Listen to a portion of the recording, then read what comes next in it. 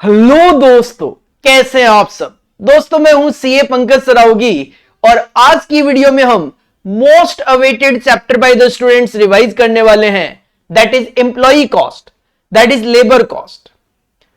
Topic तो easy है but student की तरफ से बहुत ज्यादा डिमांड आ रही थी, sir employee cost that is labour cost जिसको हम बोलते हैं वो चैप्टर रिवाइज कर दीजिए।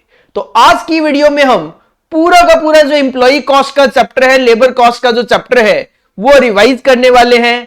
अप्रोक्स टारगेट अपना 1.5 से 2 घंटे में रहेगा कि 1.5 से 2 घंटे में हम ये टॉपिक कंप्लीट कर लें, जो कि एग्जाम पॉइंट ऑफ व्यू से आपको 7 to 8 मार्क्स देकर जा सकता है। अगर आपने हमारे चैनल को अभी तक सब्सक्राइब नहीं किया तो कर लीजिए, क्योंकि हर एग्जाम से पहले हम आपके लिए रिवीजन सीरीज लेकर आते हैं पूरे के पूरे सब्जेक्ट्स की। जैसे इस बार हम आपके लिए कॉस्ट अकाउंटिंग की पूरी रिवीजन सीरीज लेकर आ रहे हैं, बिल्कुल वैसे ही हम आपके लिए हर बार एग्जाम से पहले ये रिवीजन सीरीज लेकर आते हैं। इसके अलावा हमारे टेलीग्राम चैनल का लिंक डिस्क्रिप्शन बॉक्स में गिवन है। फ्री टेस्ट सीरीज के लिए आप हमारा टेलीग्राम चैनल ज्वाइन कर लीजिए। व्हाट्सएप चैनल का लिंक भी गिवन है, वो भी ज्वाइन कर लीजिए फॉर अपडेशन, नोटिफिकेशन वगैरह के लिए। और अगर आपको इस चैप्टर के पीडीएफ नोट चाहिए जो मैं आपके सामने अभी रखने वाला हूं, अगर आपको ये पीडीएफ नोट चाहिए तो एक व्हाट्सएप नंबर गिवन है डिस्क्रिप्शन बॉक्स में, आप उस व्हाट्सएप नंबर पे जस्ट मैसेज कर दीजिए कि सर हमें एम्प्लॉई कॉस्ट चैप्टर का रिवीजन पीडीएफ चाहिए। मैसेज करते वक्त बस आपको 2 ही बातों का ध्यान रखना है। एक तो ये कि सर उसमें रिवीजन पीडीएफ जरूर लिखें। कई बार बच्चे क्या कॉस्ट अकाउंटिंग का पीडीएफ दे दीजिए ऐसे लिख देते हैं, तो कॉस्ट अकाउंटिंग का पीडीएफ से हमें नहीं बात समझ में आती कि आप क्या डिमांड करना चाह रहे हो। तो रिवीजन पीडीएफ जरूर बोलिए। दूसरा, ऐसे मत बोलिए कॉस्टिंग के नोट दे दीजिए, नहीं, कॉस्टिंग का मत बोलिए। एम्प्लॉई कॉस्ट का चैप्टर अगर आप रिवाइज कर रहे हो हमारे यूट्यूब चैनल पे, तो इस चैप्टर का स्पेसिफिक नाम वहां पे मेंशन कर दीजिए। तो चलिए स्टार्ट करते हैं एम्प्लॉई कॉस्ट, ताकि आप लेकर आ सके एक्स्ट्रा 7 to 8 मार्क्स इस टॉपिक को कवर करके। देखो हमारे रिवीजन का स्पेसिफिकेशन यही है कि हम हर चैप्टर का जब भी आपको रिवीजन करवाते हैं तो हम सारे के सारे कॉन्सेप्ट आपके साथ डिस्कस करते हैं। साथ में हर एक कॉन्सेप्ट पे हम आपके साथ कम से कम एक प्रैक्टिकल क्वेश्चन भी डिस्कस करने की कोशिश करते हैं, ताकि आप उस कॉन्सेप्ट का इंप्लीमेंटेशन और एप्लीकेशन कैसे किया जा सकता है वो भी अंडरस्टैंड कर सके। चलिए स्टार्ट करते हैं एम्प्लॉई कॉस्ट का topic, also known as labour cost. तो सर सबसे पहले तो इश्यू यही आता है, ये जो एम्प्लॉई कॉस्ट है, ये जो लेबर कॉस्ट है, ये होता क्या है। सिंपल अगर मैं कहूं, मैं हूं एम्प्लॉयर, आप वो एम्प्लॉई, तो मैं एम्प्लॉयर आप एम्प्लॉई के लिए क्या क्या खर्चे बियर करता हूं, this all expenses are covered in employee cost. मतलब एम्प्लॉई के लिए एम्प्लॉयर क्या क्या खर्चे करता है, this is covered in employee cost. तो it indicates the expenses incurred by the employer for the employee whether in cash और इन काइंड। भले वो कैश में हो भले इन काइंड हो। इसमें नॉर्मली आप क्या क्या इंक्लूड कर सकते हो, सर इसमें बेसिक सैलरी, इसमें wages to direct workers, basic salary बोल दो चाहे डायरेक्ट वर्कर्स की वेजेस बोल दो, एक ही बात है। इसके अलावा डीएनएस अलावेंस इसमें कवर्ड होता है, इसमें बोनस भी कवर्ड है, ओवर टाइम भी कवर है। अब कंट्रीब्यूशन टू पीएफ जो होते हैं वो 2 तरीके के होते हैं, एक होता है एम्प्लॉयर का, एक एम्प्लॉई का। सर एम्प्लॉई अपनी जेब से भरेगा, यहां पे हम कॉस्ट कैलकुलेट कर रहे हैं हमारे पॉइंट ऑफ व्यू से, तो जो एम्प्लॉयर का पार्ट होगा वो आएगा एम्प्लॉयर कंट्रीब्यूशन टू पीएफ और एम्प्लॉयर का ही contribution to employee state insurance ESI. इसके अलावा कोई भी अदर फैसिलिटीज, कोई भी एमिनिटीज प्रोवाइड की गई है by the employer to the employee, उसके लिए जो भी एम्प्लॉयर खर्चे इनकर कर रहा है, this all are covered in employee cost. This all are covered in employee cost. ये जो कुछ आइटम्स है, the following items are to be excluded for the purpose of measuring employee cost. जब आप एम्प्लॉई कॉस्ट कैलकुलेट कर रहे होते हो तो ये खर्चे कंसिडर नहीं किए जाते। लाइक अगर आप कोई भी रेम्युनरेशन पेड कर रहे हो वर्कर को, रेम्युनरेशन पेड कर रहे हो नॉन एग्जीक्यूटिव डायरेक्टर को, अगर नॉन एग्जीक्यूटिव डायरेक्टर के लिए कोई भी रेम्युनरेशन पे किया जा रहा है तो सर यहां पे एम्प्लॉई कॉस्ट में कवर नहीं होता। इसके अलावा आइडल टाइम की जो कॉस्ट होती है वो भी एम्प्लॉई कॉस्ट में कवर नहीं होती। इसके अलावा कोई भी अब नॉर्मल पेमेंट अगर आप करते हो एम्प्लॉई को, वो भी यहां पे कवर नहीं होती। इसके अलावा कोई भी पेनल्टीज, कोई भी damages paid to the statutory authorities government like, और third parties, for example late payment fee to PF authorities. Sir provident fund में पैसा टाइमली डिपॉजिट नहीं करवाया, उसकी वजह से आपको पेनल्टीज पे करनी पड़ रही है, लेट फी पे करनी पड़ रही है, तो वो भी यहां पे इंप्लॉय कॉस्ट में कवर नहीं होता। तो इंप्लॉय कॉस्ट में क्या क्या कवर्ड नहीं है? Sir remuneration paid to non executive director, idle time cost, कोई भी अबनॉर्मल पेमेंट या फिर कोई भी पेनल्टीज या डैमेजेस। जो इंप्लॉय कॉस्ट है उसकी कैलकुलेशन के लिए हम यहां पे एक स्टेटमेंट बनाया करते हैं जिसको टेक्निकल लैंग्वेज में पेरोल शीट बोला जाता है, जिसको सिंपल लैंग्वेज में आप स्टेटमेंट ऑफ इंप्लॉय कॉस्ट भी लिख सकते हैं। तो for calculation of employee cost, अगर आपको इंप्लॉय कॉस्ट कैलकुलेट करनी है तो the organisation prepare a statement known as payroll sheet या फिर also known as a statement of employee cost. Technical language payroll sheet है जो कि ऑफिसेज में यूज किया जाता है, नॉर्मली हम इसको स्टेटमेंट ऑफ एम्प्लॉई कॉस्ट बोल देते हैं। सर ये स्टेटमेंट ऑफ एम्प्लॉई कॉस्ट बनता क्या है, कैसे है, किस तरीके से ये शो होता है? तो पेरोल शीट या स्टेटमेंट ऑफ एम्प्लॉई कॉस्ट का एक सिंपल सा फॉर्मेट होता है जो कि हम दो कॉलम में शो कर सकते हैं, one is particulars and another one is amount. तो पर्टिकुलर्स अमाउंट की फॉर्म में आप इसको शो कर सकते हो, जिसमें आप बेसिक सैलरी ले लो, डीएनएस अलाउंसेस ले लो, बोनस ले लो, ओवर टाइम ले लो, एम्प्लॉयर का जो कंट्रीब्यूशन टू पीएफ है वो ले लो, एम्प्लॉय का नहीं आएगा, ध्यान रखना है। एम्प्लॉयर का ही कंट्रीब्यूशन टू ईएसआई जो है वो ले लो, एम्प्लॉय का ईएसआई नहीं आएगा, ध्यान रखना है। कोई लीव सैलरी पे कर रहे हो, कोई भी other amenities provided by the employer है, आप कंसीडर कर लेना। जब आप इन सबको ऐड करोगे आपको आपकी टोटल इंप्लॉय कॉस्ट पता चल जाएगी, मतलब एम्प्लॉयर ने एम्प्लॉय के लिए क्या खर्चे किए वो आपको टोटल पता चल गया। और इस टोटल इंप्लॉय कॉस्ट को जब आप डिवाइड करोगे नंबर ऑफ पीरियड से, नंबर ऑफ पीरियड मतलब नंबर ऑफ डेज से हो सकता है। सर डेज से डिवाइड करूंगा कॉस्ट पर डे आ जाएगा, वीक से डिवाइड करूंगा कॉस्ट पर वीक आ जाएगा, और नॉर्मली हमें जरूरत पड़ती है कॉस्ट पर आवर की, तो आवर से डिवाइड करोगे तो आपको कॉस्ट पर आवर पता चल जाएगा। तो that is known as employee cost per period मतलब per week, per day, per hour, इस तरीके से। 99% क्वेश्चन में आवरली बेसिस चलता है तो आपको आपका कॉस्ट पर आवर पता चल जाएगा। सर इसके बाद एक क्वेश्चन करवा देता हूं मैं आपको एम्प्लॉय कॉस्ट की कैलकुलेशन पे, ताकि इसको कैसे अप्लाई किया जाता है क्वेश्चन में, कैसे शो करना है स्टेटमेंट में, किस तरीके के क्वेश्चन हो सकते हैं वो आपको आइडिया लग जाए। एक एग्जांपल के थ्रू समझते हैं। एग्जांपल का मतलब क्वेश्चन ही होता है, बस नंबरिंग नहीं देना चाह रहा था मैं 1 2 3, इस वजह से एग्जांपल की फॉर्म में आपके सामने ये क्वेश्चंस रखे गए हैं। From the following particulars calculate the employee cost per man day of 8 hours. एक मैन जो 8 घंटे एक दिन में काम करता है उसकी कॉस्ट निकाल के बताओ। इसका मतलब एक इंसान की, एक एम्प्लॉय की एक दिन की कॉस्ट बतानी है। बेसिक सैलरी 2 रुपए पर डे है, डीएनएस अलाउंसेस पूरे महीने का 150 रुपए है, लीव सैलरी आपको 10% पे करना है, किसका, बेसिक सैलरी एंड डीए, इन दोनों का जो टोटल आएगा उसका 10%।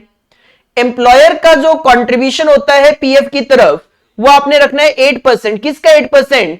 सर ऑफ बेसिक सैलरी ये आ जाएगा, प्लस डीए ये भी आ जाएगा, प्लस लीव सैलरी, मतलब जो 3 अमाउंट ऊपर है इन तीनों के टोटल का 8%। सिमिलरली एम्प्लॉयर का कंट्रीब्यूशन टू ईएसआई रखना है 2.5%, किसका? सर अगेन वही basic plus DA plus leave salary, मतलब जो 3 अमाउंट ऊपर आई थी उसका 2.5%। इसके अलावा expenditure on amenities to labour, labour को कुछ फैसिलिटीज प्रोवाइड कराई गई जिसपे खर्च होगा 20 रुपए पर हेड पर मंथ। पर हेड मतलब एक मैन पे, एक इंप्लॉय पे एक महीने में 20 रुपए का खर्च होता है। और नंबर ऑफ वर्किंग डेज जो है वो 25 डेज है 8 आवर्स के। तो सर सिंपल कैलकुलेशन, 2 रुपए पर डे है, 25 दिन है तो 50 रुपए आपकी बेसिक सैलरी आ गई। डीएनएस अलाउंसेस तो पूरे महीने का 150 रुपए लिखा हुआ था, एज इट इज लिख दिया, दोनों को ऐड करके 200 रुपए टोटल आ गया। क्यों ऐड किया? क्योंकि नेक्स्ट जो कैलकुलेशन है लीव सैलरी की वो दोनों के एडिशन पे होनी थी, तो 200 का 10% 20 रुपए आपका लीव सैलरी आ गई।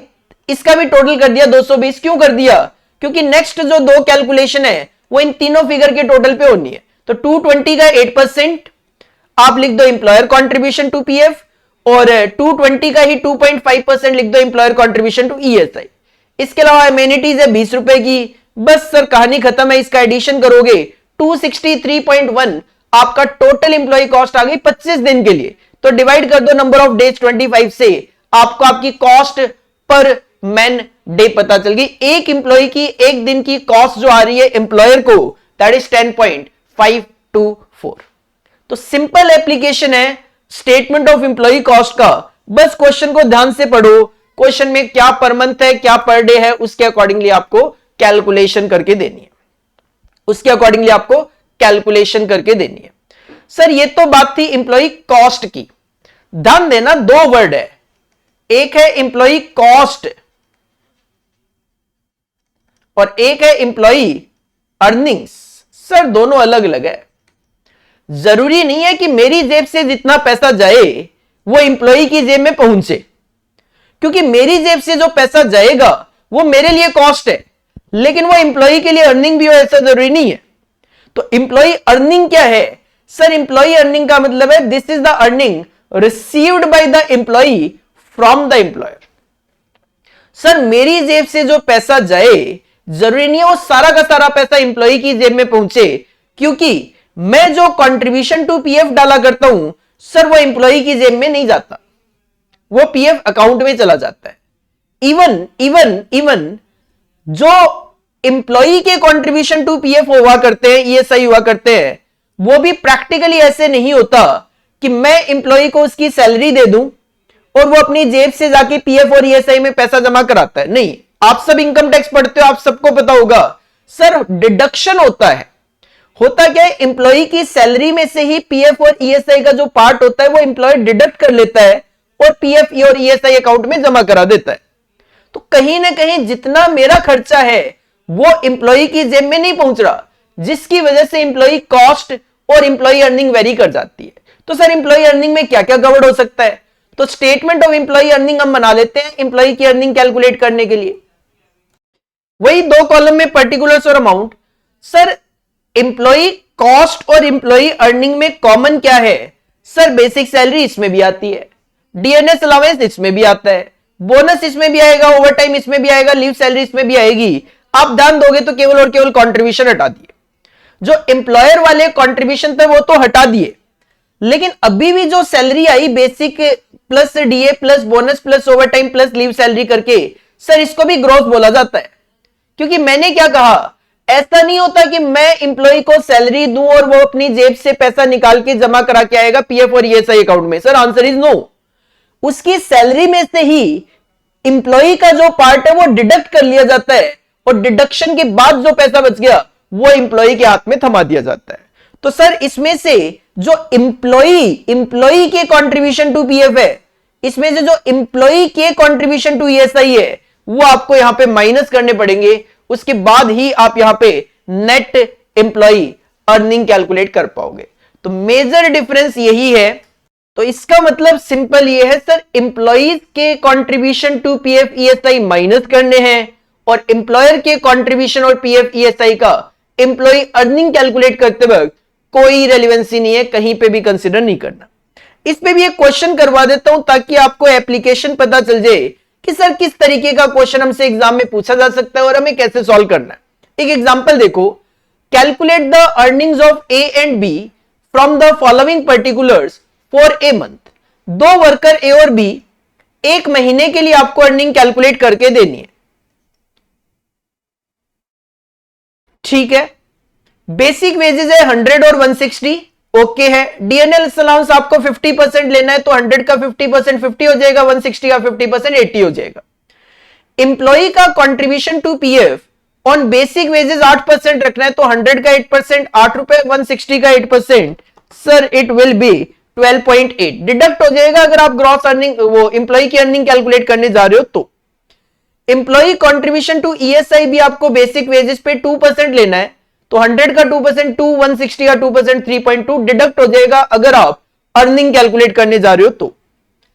मिस्टर ए ने 10 घंटे का ओवरटाइम भी किया यहां पे।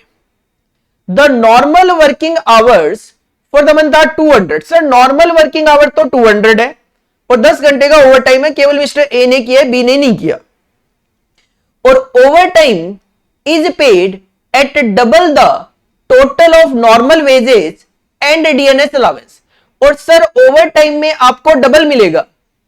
कौन सा डबल मिलेगा, किसका डबल मिलेगा? तो बेसिक और डीए का डबल मिलेगा। ठीक है, employer's contribution to state insurance and provident fund is at equal rates with the employees contribution. कहते हैं एम्प्लॉयर के कंट्रीब्यूशन टू पीएफ और ईएसआई भी सेम रेट लेने हैं जो ऊपर आपको एम्प्लॉय के बताए गए।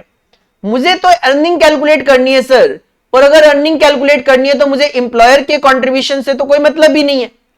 तो ठीक है, आप स्टेटमेंट ऑफ एम्प्लॉय अर्निंग बनाओ। 100 और 160 सबसे पहले आपने बेसिक वेजेस कॉपी कर लिया, देन 50-50% डीए है तो 50 और 80 इनका डी आ जाएगा, दोनों का टोटल कर दिया 150 और 240 आ गया। क्यों टोटल कर दिया? क्योंकि सर मैं ओवरटाइम निकालना चाह रहा था मिस्टर ए के लिए। क्वेश्चन ने कहा था डबल मिलेगा, किसका डबल मिलेगा? नॉर्मल वेजेस और डीए का। सर ए की टोटल वेजेस आ गई 150 रुपए, लेकिन ये 150 रुपए कोई एक घंटे की नहीं है सर, नॉर्मल वर्किंग आवर 200 घंटे है। इसका मतलब ये 150 रुपए की वेजेस है 200 घंटे की, तो 10 घंटे की नॉर्मल वेजेस कितनी होगी?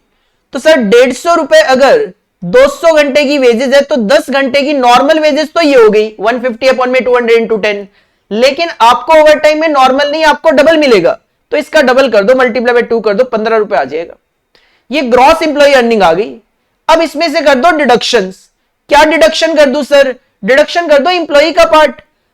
100 का 8% 8 रुपए और 160 का 8% 12.8 in the name of employees contribution to PF. Sir PF के नाम पे 8 रुपए और 12.8 माइनस कर दो, और ईएसआई के नाम पे 100 का 2% 2 रुपए और 160 का 2% 3.2 माइनस कर दो।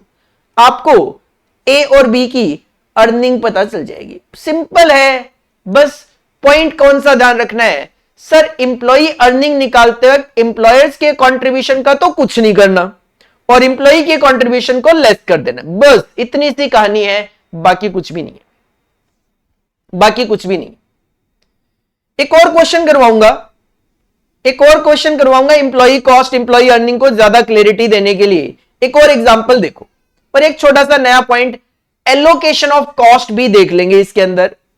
Following are the particulars of 2 workers R and S for a month. Sir 2 worker है आर और एस, बेसिक वेजेस है इनकी 15,000 और 30,000, as it is copy paste कर लेंगे। डीएनएस अलाउंस 50% रखना है तो 7,500 और 15,000 आ जाएगा। Contribution to PF basic wages पे 7% और 7.5%, 15,000 का 7%, 30,000 का 7.5%। कंट्रीब्यूशन टू ईएसआई 2%, 15,000 का 2%, 30,000 का 2%। आर ने ओवरटाइम किया 20 घंटे का। नॉर्मल वर्किंग आवर्स तो 200 घंटे ही है यहां पे भी, और ओवरटाइम में सेम आपको यहां पे overtime is paid at double the total of normal wages and DA. Sir same language चल रही है जो पिछले क्वेश्चन की चल रही थी, केवल फिगर्स में चेंज किया गया। Employer's contribution to state insurance and provident fund are at equal rate with employees contribution. बिल्कुल सेम क्वेश्चन चल रहा है सर, बस यहां पे करना क्या है ध्यान रखना, आगे कुछ एडिशनल डेटा है। कहते हैं बोथ वर्कर्स आर और S were employed on job A B and C. ये जो 2 वर्कर है आर और एस 3 जॉब पे काम करते हैं, job A, job B, job C पे, in the following proportion. Sir जो मिस्टर आर है वो जॉब ए में अपना 75% टाइम अलॉट कर रहे हैं, बी में 10% और सी में 15%। सिमिलरली जो मिस्टर एस है वो जॉब ए में 40%, बी में 20% और सी में 40% टाइम अलॉटमेंट कर रहे हैं। कहते हैं ओवर टाइम जो हुआ है, ध्यान देना, ओवर टाइम केवल और केवल जॉब ए पर हुआ है। मतलब मिस्टर आर ने ये जो 20 घंटे ओवर टाइम के दिए हैं ये केवल और केवल जॉब ए में हुआ है। इसका मतलब ओवर टाइम का खर्चा केवल और केवल जॉब ए में जाना चाहिए, बी और सी में गलती से ना चला जाए। और क्वेश्चन की डिमांड भी क्वेश्चन ने थोड़ा सा घुमा के बोला, ध्यान देना। क्वेश्चन ने बोला you are required to calculate ordinary wage rate per hour of R and S. Ordinary wage rate ध्यान रखना, ऑर्डिनरी वेज रेट का मतलब होता है नॉर्मल, जिसके अंदर ओवर टाइम इंक्लूड नहीं होना चाहिए। अगर क्वेश्चन ने बोला होता नॉर्मली कि भाई calculate total wages rate per hour या calculate wages rate per hour, तो हमें ओवर टाइम लेना है। लेकिन ऑर्डिनरी वर्ड इंडिकेट करता है केवल और केवल नॉर्मल वेजेस का रेट जिसमें ओवर टाइम नहीं होना चाहिए। तो ठीक है सर, ओवर टाइम कंसीडर फिलहाल नहीं करते। एक स्टेटमेंट बनाएंगे, statement of ordinary wages. 2 worker है तो 3 कॉलम लिए मैंने, पर्टिकुलर आर और एस। सर सबसे पहले बेसिक वेजेस लिख दी 15,000 और 30,000। डीएनएस अलाउंस 50-50% था तो 15,000 का 50% 7,500, 30,000 का 50% 15,000। सर कंट्रीब्यूशन टू पीएफ था, कंट्रीब्यूशन टू पीएफ था, जिसका अगर मैं बात करूं तो मैं ऑर्डिनरी वेजेस यहां पे कैलकुलेट करने जा रहा हूं, तो एम्प्लॉयर का कंट्रीब्यूशन डाल दो। एम्प्लॉयर का कंट्रीब्यूशन है 15,000 का 7% और यहां पे ये 30,000 का 7.5% है। और सिमिलरली ईएसआई 2% है, तो 15,000 का 2% और 30,000 का 2% 600। ओवर टाइम नहीं लेना क्योंकि ऑर्डिनरी वेजेस रेट निकालना है। तो यहां पे टोटल कर दिया इसका 23,850 और 47,850 और डिवाइड कर दिया इसको पर आवर निकालने के लिए 200 घंटे नॉर्मल से। तो सर आपको ऑर्डिनरी वेजेस का रेट पता चल गया, दैट इज 119.25 और 239.25 और नोट लिख दिया है मैंने स्पेसिफिकली। क्वेश्चन ने ऑर्डिनरी वेजेस पूछा था और ऑर्डिनरी वेजेस में कभी भी ओवर टाइम इंक्लूड नहीं होता। सर ध्यान रखना वेजेस कॉस्ट पूछी थी, अर्निंग नहीं पूछी थी। जब तक स्पेसिफिकली अर्निंग की बात नहीं करेगा अर्निंग पे दिमाग मत लगाना। सर क्वेश्चन ने केवल और केवल वेजेस की रेट पूछा था, तो वेजेस के रेट के अंदर मैं एम्प्लॉय कॉस्ट के पॉइंट ऑफ व्यू से कैलकुलेशन करता हूं। ओवर टाइम इसलिए नहीं लिया क्योंकि ऑर्डिनरी वेजेस रेट निकालना था। दूसरा यहां पे क्वेश्चन आपसे यह जानना चाहता है कि इन दो पर्सन ने, दो वर्कर ने 3 जॉब पे काम किया, तो एलोकेट द वर्कर कॉस्ट, जो वर्कर की कॉस्ट है उसको इन 3 जॉब में बांट दो। सर ठीक है बांट देते हैं, कोई दिक्कत नहीं है। तो सिंपली आपको करना क्या है, देखो एक statement of allocation of cost बनाना है। 3 जॉब है तो कॉलम 4 लो, पर्टिकुलर्स 3 जॉब के नाम एबीसी। मिस्टर आर जो है इनकी आपने ऑर्डिनरी वेजेस निकाल के बैठे हो, वो है 23,850 रुपए की। तो सर 23,850 जो है इसका 75% ए में बांट दो, 10% बी में बांट दो और 15% सी में बांट दो, simple.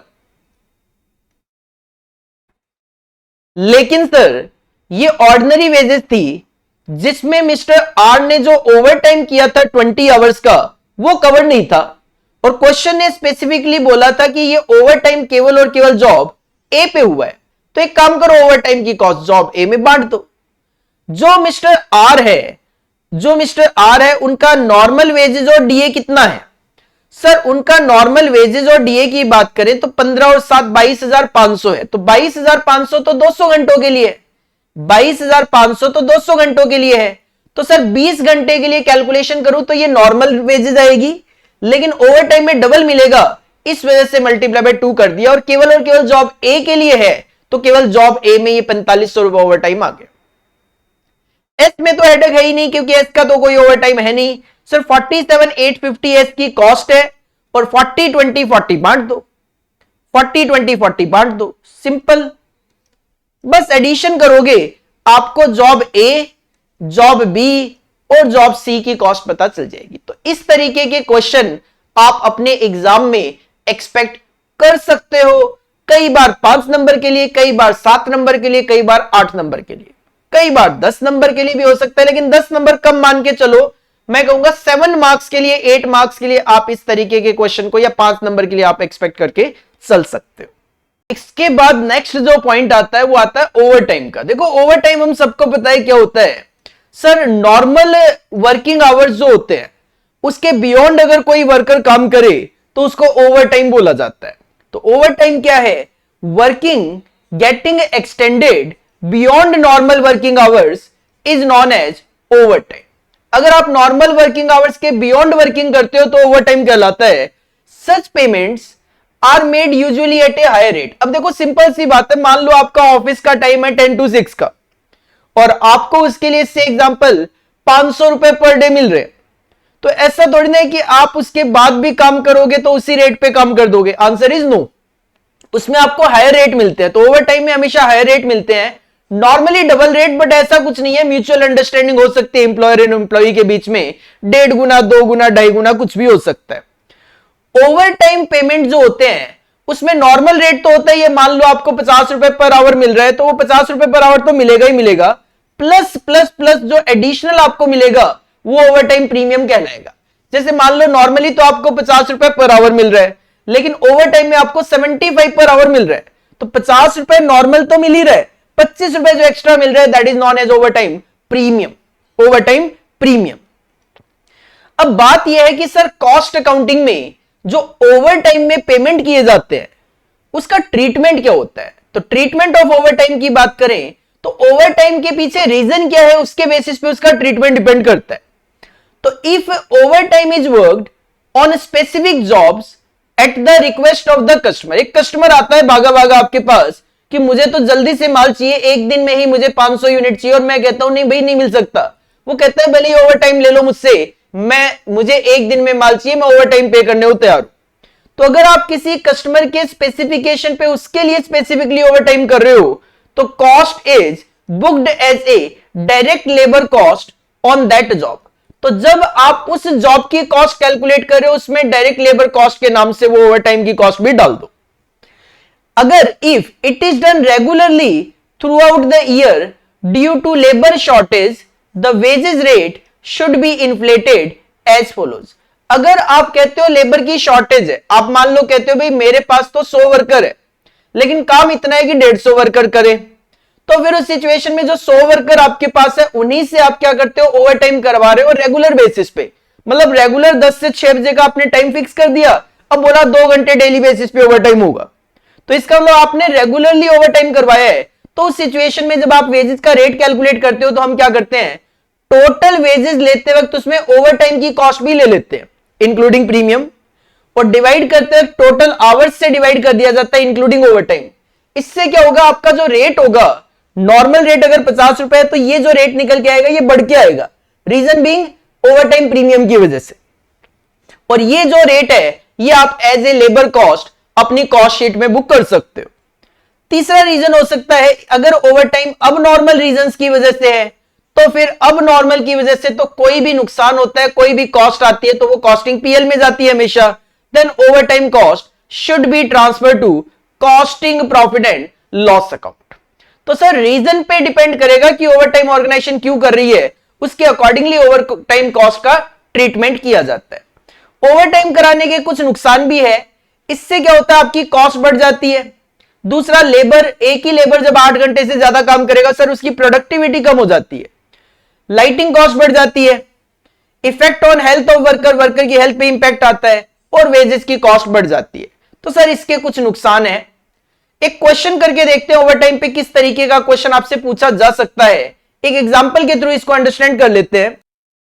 In a factory the basic wages rate is ₹10 per hour. Sir basic rate जो है वो 10 रुपए पर आवर है, normal rate, and overtime rates are as follows. Overtime करोगे तो ये मिलेगा, before and after normal working hours 175% of basic wages rate.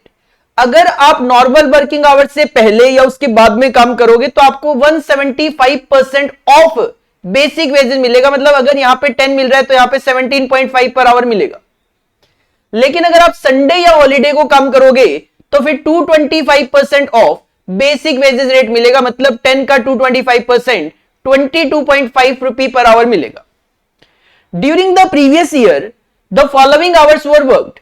Normal काम हुआ था 1 लाख घंटे, ओवर टाइम हुआ before and after working hour 20,000 hours, over time हुआ संडे और हॉलीडे को 5,000 आवर्स, तीनों का टोटल किया तो 1,25,000 आवर्स की वर्किंग हुई। The following hours have been worked on job Z. और इन्हीं में से एक जॉब थी, जॉब स्पेसिफिक नाम है जेड, उस पे नॉर्मल आपने 1,000 आवर्स, ओवर टाइम किया before and after working hour 100 hours, और संडे एंड हॉलीडे में 25 आवर्स की वर्किंग हुई। अकॉर्डिंगली टोटलिटी में 1125 आवर्स की वर्किंग हुई। You are required to calculate the labour cost chargeable to jobs where overtime is worked regularly throughout the year. Overtime के पीछे reason क्या है, company की आदत है ओवर टाइम करने की, as a policy due to the labour shortage. तो हमने अभी अभी क्या कहा सर, अगर रेगुलरली होता है तो हम क्या करते हैं, वेजेस के रेट को इन्फ्लेट कर देते हैं। और वेजेस के रेट को इन्फ्लेट करने का तरीका क्या है, टोटल वेजेस लो including overtime wages, divide करो total hours including overtime hours. तो हम यहां पे क्या करेंगे, सबसे पहले न्यूमरेटर कैलकुलेट करेंगे, that is total wages including overtime. तो सर 1 लाख घंटों में तो 10 रुपए के हिसाब से मिलेगा, 20,000 आवर्स के लिए 17.5 के अकॉर्डिंगली मिलेगा, और 5,000 आवर्स के लिए 22.5 के अकॉर्डिंगली। तो ये आपकी टोटल वेजेस आएगी 14,62,500। कितने घंटों की है ये, 1,20,000 और 5,000 1,25,000 घंटों के लिए है। तो सर डिवाइड करोगे आपको रेट पता चलेगा 11.7 पर आवर। देख सकते हो आप, जो नॉर्मल रेट 10 रुपए था वो इन्फ्लेट होके 11.7 हो गया। अब आपने एक जॉब जेड पे काम किया कितने घंटे? सर मुझे इंडिविजुअल कोई मतलब नहीं है, 1125 घंटे आपने काम किया है। तो क्योंकि 1125 घंटे सभी के लिए एक रेट निकाल लिया 11.7 पर आवर का इन्फ्लेट करके, तो सिंपल आप मल्टीप्लाई करोगे, आपको पता चल जाएगा 13162.5 के नाम से 13162.5 आप जब लेबर की कॉस्ट लिख रहे होंगे जॉब जेड में वहां पे लिख लोगे। तो इस तरीके से ओवर टाइम का ट्रीटमेंट किया जाता है। इसके बाद नेक्स्ट जो टॉपिक आता है वो आता है हमारा आइडल टाइम का। सर आइडल टाइम का एप्लीकेशन काफी जगह आप देखते हो, इवन लेबर के चैप्टर के अलावा, इंप्लॉय कॉस्ट चैप्टर के अलावा आइडल टाइम का जो एप्लीकेशन है आपको स्टैंडर्ड कॉस्टिंग में भी देखने को मिल जाता है। आइडल टाइम का मतलब होता है वो टाइम जिसमें वर्कर फैक्ट्री में तो आपको दिखाई देता है लेकिन वो किसी भी तरीके का कोई प्रोडक्शन आपको करके नहीं दे रहा होता। तो टाइम ड्यूरिंग विच वर्कर्स और machines are not working so there is no production. Sir machine खाली है, आइडल मशीन हो सकती है, वर्कर खाली है, आइडल लेबर हो सकता है, उसमें वो बैठा दिखाई देगा आपको फैक्ट्री में लेकिन प्रोडक्शन नहीं करके दे रहा होता। क्या रीजन हो सकते हैं इसके पीछे? सर रीजन तो काफी सारे हो सकते हैं। It may be due to fault in machine. Sir machine खराब हो गई, वर्कर खाली बैठा है, आउट ऑफ ऑर्डर मशीन है, वर्कर सो रहा है, एक्सीडेंट हो जाता है, सारे इकट्ठे हो जाते हैं एक जगह, काम बंद। मिसमैनेजमेंट है, मैनेजमेंट सही से नहीं है, एक जॉब कंप्लीट हो गई और दूसरी जॉब आपके पास अवेलेबल नहीं है, वर्कर खाली बैठा हुआ है। तो इसमें होता क्या है, ड्यूरिंग आइडल टाइम वर्कर्स को पेमेंट तो मिलेगा। भाई मशीन खराब हो गई, वर्कर सो रहा है, अब तो वर्कर सोएगा तो सोएगा ना, आप मशीन नहीं दे पा रहे हो उसको, आप काम नहीं दे पा रहे, आपकी गलती है, तो पेमेंट तो आपको देना पड़ेगा। इसकी वजह से कंपनी को, इसकी वजह से क्या होते हैं, नुकसान होते हैं। तो आइडल टाइम जो है वो कंपनी के लिए एक नुकसान है। अब जैसे ओवर टाइम के ट्रीटमेंट की हमने बात की, वैसे कॉस्ट अकाउंटिंग में हमें आइडल टाइम का भी ट्रीटमेंट बताया गया। और आइडल टाइम का भी ट्रीटमेंट इस बात पे डिपेंड करता है आइडल टाइम क्यों है। आइडल टाइम क्यों है? क्योंकि आइडल टाइम, वेस्ट टाइम दो तरीके के होते हैं, एक होता है नॉर्मल तो एक होता है abnormal. Sir normal idle time वो होते हैं जिसको आप चाहकर भी अवॉइड नहीं कर सकते। जैसे सिंपल सी बात है, एक बैंक की जॉब की बात करें, सर से एग्जांपल 10 बजे से लेकर 6 बजे तक एक बैंक की जॉब है और उसमें 1 बजे से लेकर 1:30 बजे तक का लंच टाइम प्रोवाइड करवाया गया है। तो सर हम सबको पहले से ही पता है ये 1 से 1:30 बजे का जो टाइम है ये वेस्ट होगा ही होगा, वो नॉर्मल है, वो नॉर्मल है। लेकिन वर्कर अपनी सीट पे काम करने के लिए 2 बजे आए, 1 से 1:30 बजे का लंच टाइम अलाउड था लेकिन वर्कर कब आ रहा है, 2 बजे। तो सर 1:30 से 2 बजे तक का ये जो टाइम था ये वेस्ट है। सर्वर नहीं चल रहा, वर्कर गपशप लड़ा रहे हैं, गप्पे लड़ा रहे हैं, सर वो अब नॉर्मल है। तो नॉर्मल क्या है, the idle time which can not be avoided, जिसको आप अवॉइड नहीं कर सकते, जो कि जरूरी है, termed as normal idle time.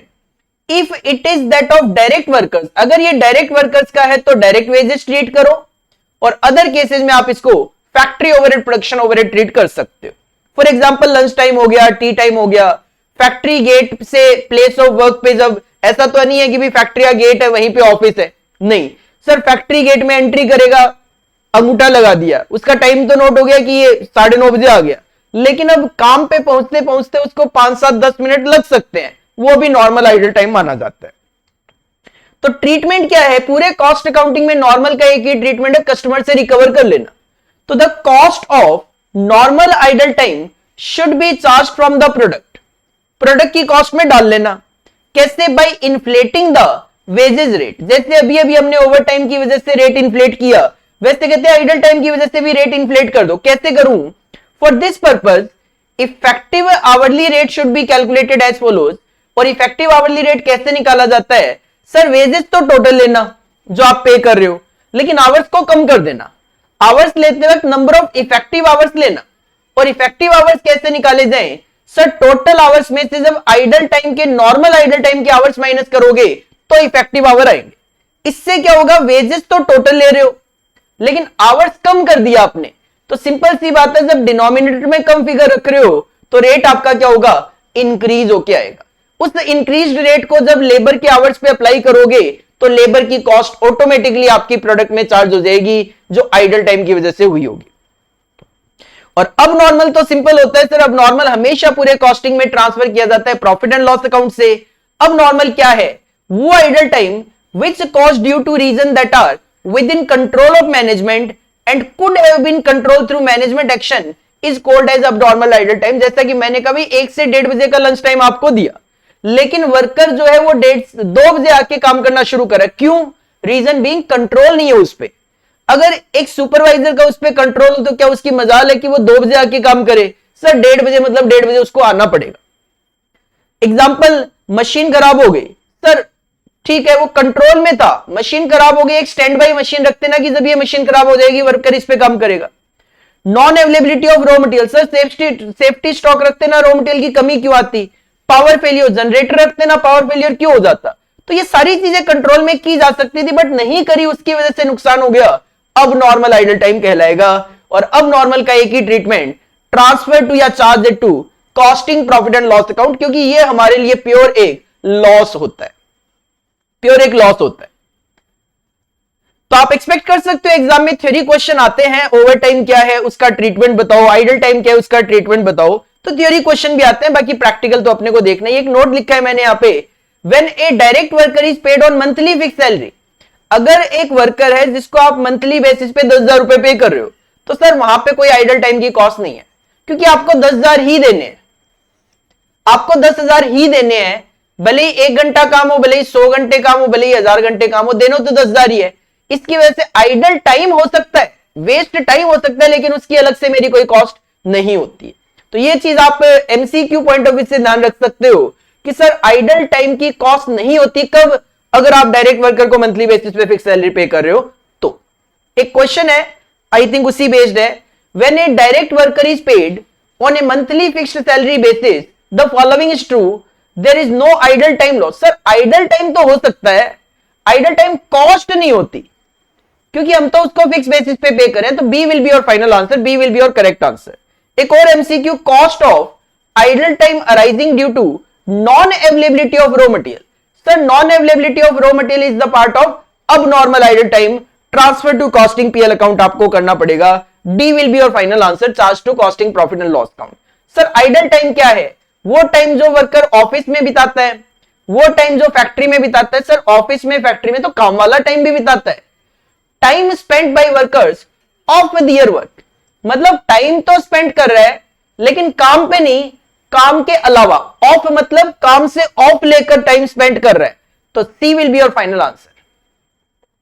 तो ये कुछ एमसीक्यूज है जो एग्जाम पॉइंट ऑफ व्यू से रेलिवेंट होते हैं अगर एमसीक्यू आते हैं हमारे सिलेबस में। तो एक आइडल टाइम पे भी एग्जांपल करवा देता हूं आपको, ताकि आपको पता लग जाए कि आइडल टाइम का क्वेश्चन में किस तरीके से एप्लीकेशन किया जा सकता है। Pratibha, an employee of Aditya limited, gets the following emoluments and benefit. Basic आप पे कर रहे हो 1000 रुपए पर मंथ, ठीक है सर। 12 महीने की कैलकुलेशन अगर होती है तो 1000 इंटू 12 12,000 आ जाएगा।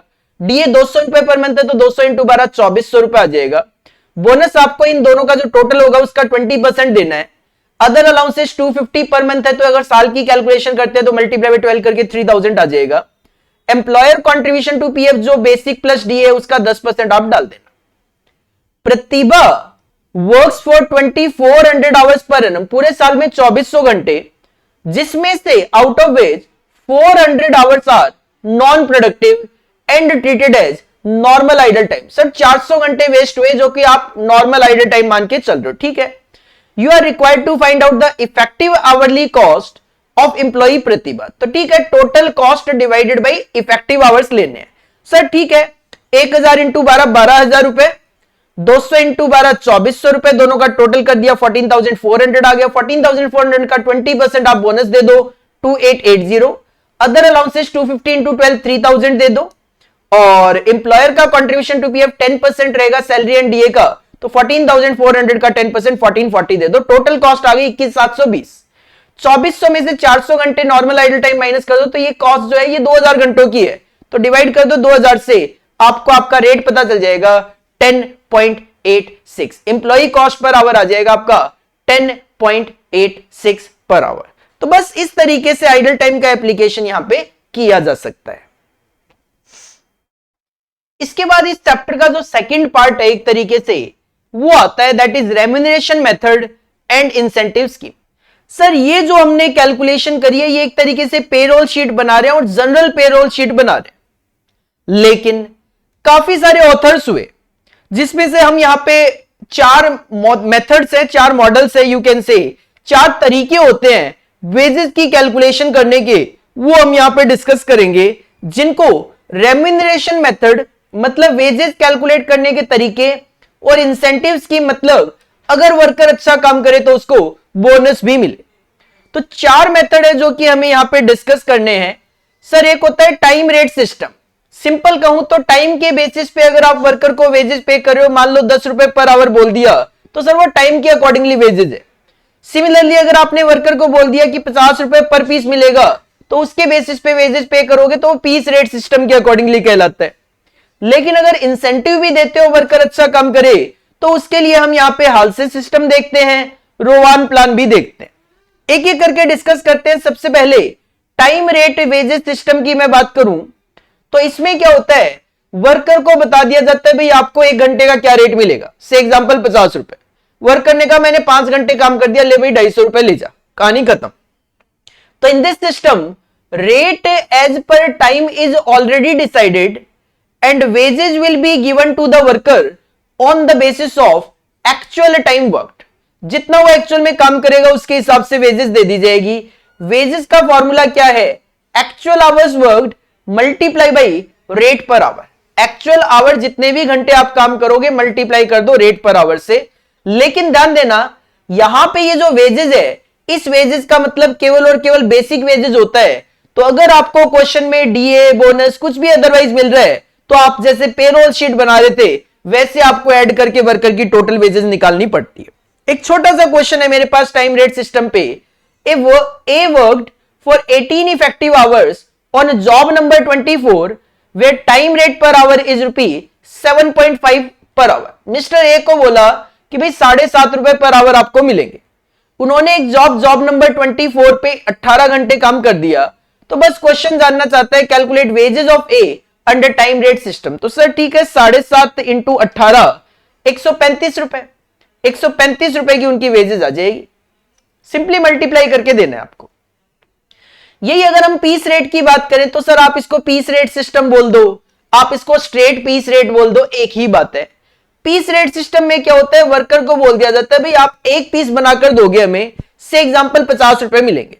जिस वर्कर ने 10 पीसेस बना के दिए 50 इंटू 10 500 दे दिए, जिसने 100 बना के दिए 50 इंटू 100 उस हिसाब से पे कर दिए। तो under this system workers are paid according to the number of units produced at a given rate per unit. Rate per unit बता दिया जाता है पहले ही। Thus total earning of each worker is calculated on the basis of his output के basis पे wages calculate होगी, irrespective of the time क्या लिया डजंट मैटर, कोई फर्क नहीं पड़ता। The following formula is used for measuring piece rate earning। Piece work के बेसिस पे अर्निंग निकालनी हो तो कैसे निकालोगे, unit produce multiply by rate per unit. ये प्रिंटिंग मिस्टेक है, rate per unit. Piece rate multiply by number of pieces multiply करना है, सिंपल आपको पता चल जाएगा। कई बार क्या होता है क्वेश्चन में पीस रेट मिसिंग होता है। तो मान लो मैं आपको कहूं कि मैं आपको 50 रुपए दूंगा, कब, जब आप 10 यूनिट बना के दोगे तब। मेरी लैंग्वेज पे ध्यान देना, मैं आपको कह रहा हूं 50 रुपए आपको तब दूंगा जब 10 यूनिट बना के दोगे। तो मैं आपको यही तो कहना चाह रहा हूं कि 5 रुपए पर पीस दूंगा, है ना। तो ये कैसे कैलकुलेट हुआ, सर मैंने आपको बोला कि 50 रुपए 1 घंटे में तब दूंगा, 50 रुपए 1 घंटे में तब दूंगा जब आप 1 घंटे में 10 यूनिट बना के दोगे। तो ये 50 रुपए क्या है, रेट पर आवर, और 10 यूनिट क्या है, standard units per hour. Standard का मतलब कितनी यूनिट आपको बना के देनी चाहिए। एक्चुअल में आपने कितनी बनाई, मान लो अब एक्चुअल में आपने 9 यूनिट ही बनाई तो मैं आपको 50 नहीं देने वाला, मैं क्या कहूंगा 5 रुपए के हिसाब से बात हुई थी ना, 45 रुपीज में आपको पे करके भगा दूंगा। एक क्वेश्चन में अप्लाई करके देखते हैं एक एग्जांपल के through. Calculate total monthly remuneration of 3 workers A B and C from the following data. Sir 3 workers A B और सी तीनों का अपने को मंथली रेम्यूनरेशन कैलकुलेट करके देना है। पहला point, standard production per month per worker. Standard production per month per worker मतलब एक वर्कर एक महीने में कितना प्रोडक्शन करके दे हमें, 4000 यूनिट्स, इतना होना चाहिए। लेकिन actual production during the month A ने 3400 यूनिट्स बनाई, मतलब 85% काम करके दिया। बी ने 3000 यूनिट बनाई, 75% ही काम किया क्योंकि 4000 बनाना था। सी ने 3800 यूनिट बनाई, मतलब 95% काम करके दिए। पीस रेट जो है वो है 25 पैसा per unit on actual production. जितनी यूनिट बना के दोगे 25 पैसे से मल्टीप्लाई करके आप ले जाओ। 3400 इंटू 25 पैसा, 3000 इंटू 25 पैसा, 3800 इंटू 25 पैसा। साथ में कहते हैं additional production bonus is ₹10 for each percentage for actual production exceeding 80%। कहते हैं अगर एक्चुअल प्रोडक्शन 80% से एक्सीड करेगा तो हर परसेंट के लिए 10 रुपए। सर ए का 85% है, 5% एक्सीड कर गया, 50 रुपए का बोनस बनता है। बी का 80% से एक्सीड नहीं करता, बोनस नहीं बनता। सी का 95% जो कि 80 से 15% अबव है, 1% के लिए 10 रुपए, तो 15 के लिए 150 रुपए। और डीएनएस पे फिक्स्ड है 150 रुपए पर मंथ। हमें तो तीनों वर्कर की मंथली वेजेस, मंथली रेम्युनरेशन निकालना है। सर सिंपल है, 3400 इंटू 0.25, 3000 इंटू 0.25, 3800 इंटू 0.25, 850, 750, 950 तो बेसिक वेजेस आ गए। प्रोडक्शन बोनस सर 80% से ऊपर 1% के लिए 10 रुपए, तो ये 80 से 5% ऊपर है 50 रुपए। ये 80 से नीचे है नहीं मिलेगा। ये 80 से 15% ऊपर है तो 1 के लिए 10 है तो 15 के लिए 150, 50 नील और 150। और जो डीएनएस पे है वो तो 150 रुपए फिक्स है ही, तो सभी को 150 रुपए मिलेगा। बस ये आपकी वेजेस कैलकुलेट होके आ गई। वर्किंग नोट में आपको ये कैलकुलेशन दिखानी पड़ेगी जो मैंने करके दिखाई। 3400 divide by 4000 into 100, 3000 divide by 4000 into 100, 3800 divide by 4000 into में 100। आपको आपका एक्चुअल प्रोडक्शन परसेंटेज टर्म में पता चल जाएगा। परसेंटेज टर्म में आपको ये पता चल जाएगा। एक और छोटा सा क्वेश्चन जिसमें पीस रेट हमें कैलकुलेट करना हो। एक और एग्जांपल पीस रेट के बेसिस पे। Sir normal rate per hour for worker A in a factory is 5.4। एक वर्कर को 5 रुपए 40 पैसा मिले 1 घंटे के लिए। स्टैंडर्ड टाइम पर unit for the worker is 1 minute. और साथ में बोल दिया 1 मिनट में 1 यूनिट बना के देनी है।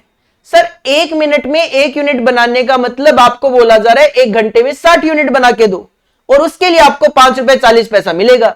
तो calculate normal piece rate per unit for the worker.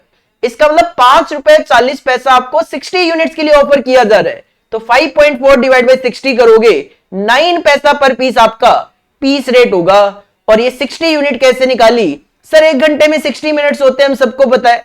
अगर आपको बोला था कि 1 यूनिट 1 मिनट में बना के देना, तो 60 मिनट में 60 यूनिट बना के देना। 60 मिनट में 60 यूनिट बना के देना, काम खत्म। इसके बाद आता है हालसे और रोवान प्लान, जिसमें सबसे पहले हम हालसे की बात करें तो हालसे और रोवान प्लान जो है वो इंसेंटिव प्लान है। दोनों का ये मानना है कि वर्कर अगर अच्छा काम करके तो बोनस मिलना चाहिए, बट दोनों का बोनस कैलकुलेशन का तरीका अलग अलग है। तो हालसे का क्या कहना है? इन this plan as per Halsey the wages as per time rate system is guaranteed. कहते हैं देखो एक वर्कर को टाइम के हिसाब से तो पेमेंट गारंटीड मिलना चाहिए। अगर आपने बोला 50 रुपए पर आवर, तो अगर 10 घंटे काम किया तो 500 तो मिलना चाहिए। लेकिन if worker saves any time, लेकिन वर्कर हमारे लिए कोई टाइम सेव कर दे, मान लो 10 घंटे का काम 8 घंटे 7 घंटे में कर दे, तो फिर उसको बोनस भी मिलना चाहिए। तो हालसे ने हमें वेजेस कैलकुलेट करने का एक फॉर्मूला बताया, actual hours into rate per hour. Sir ये तो गारंटीड हो गया, जितने घंटे काम करोगे उस हिसाब से। साथ में बोला कि वर्कर जितना टाइम सेव करेगा उसके 50% की जो वेजेस होगी वो उसको एज ए बोनस दे दो। तो 50% of time saved into rate per our. Time saved क्या है sir? Time allowed minus time taken. आपने बोला 10 घंटे में काम करना, वर्कर ने 8 घंटे में काम कर दिया, 2 घंटे सेव कर दिए। तो 2 घंटे सेव कर दिए तो उसका आधा मतलब 50%, मतलब 1 घंटे का जो वेजेस है वो एज ए बोनस दे दो। ये जो फॉर्मूला है, इसमें ये जो वेजेस का फॉर्मूला है, इसके अंदर बेसिक वेजेस और बोनस तो कवर्ड है, लेकिन अगर कोई डीए मिल रहा हो या कोई अदरवाइज पेमेंट मिल रहा हो एम्प्लॉयर की तरफ से एम्प्लॉय को, वो आपने ऐड करना पड़ेगा, टोटल वेजेस कैलकुलेट करनी अगर पड़े तो। और सर ये 50% जो है ये हालसे ने बोला तो जरूर है, लेकिन क्वेश्चन नॉर्मली एग्जामिनर क्या करता है, एग्जामिनर इस परसेंटेज के साथ छेड़खानी करके अपना ही क्वेश्चन बना के देता है। तो इफ क्वेश्चन स्पेसिफाइज, अगर क्वेश्चन में कोई अदरवाइज परसेंटेज हो, if question specifies bonus percentage of time saved 20%, 10%, 30%, 60%, कुछ भी, then the given percentage in question should be considered in formula. तो जो क्वेश्चन में परसेंटेज गिवन है उसकी इज्जत करना, और वही परसेंटेज आपको कंसिडर करना है जो क्वेश्चन में गिवन है। अपना 50% हम उस सिचुएशन में भूल जाएंगे। अपना 50% कब अप्लाई करना है? जब क्वेश्चन ने कोई परसेंटेज नहीं बोला और बोला हाल से प्लान अप्लाई कर दो, तो हम चुपचाप अपना 50% अप्लाई कर देते हैं। एक क्वेश्चन में अप्लाई करके दिखाऊंगा किस तरीके से एग्जामिनर इन परसेंटेज के साथ छेड़खानी करता है और हमें कैसे उस क्वेश्चन को हैंडल करना है। एक एग्जांपल के थ्रू समझो, एक क्वेश्चन के थ्रू समझो। The standard time allowed for a certain piece of work is 300 hours. Sir standard time है 300 घंटे। Normal wages is 60 per hour. Normal wages का रेट रहेगा 60 रुपए पर आवर। 300 घंटे आपको दिए, नॉर्मली 60 रुपए पर आवर आपका रेट है। The bonus system applicable to the work is as follows. कहते हैं percentage of time saved to time allowed, कि आपको जो टाइम अलाउ किया गया है आप कितना परसेंट टाइम सेव करोगे, उसके हिसाब से आपको स्लैब रेट बताए गए हैं, कितना परसेंट आपको बोनस मिलेगा। कहते हैं up to first 20% of time allowed. Time allowed का जो पहला 20% आप सेव करते हो तो आपको उस टाइम सेव्ड का 25% के इक्वल बोनस मिलेगा।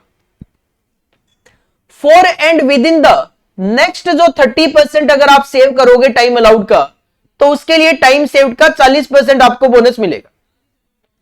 नेक्स्ट अगर 30% आप सेव करोगे टाइम अलाउड का, तो आपको 30% टाइम सेव्ड का बोनस मिलेगा। और नेक्स्ट लास्ट अगर आप 20% ऑफ टाइम अलाउड का सेव करोगे, तो सर आपको 10% ऑफ टाइम सेव्ड बोनस मिलेगा।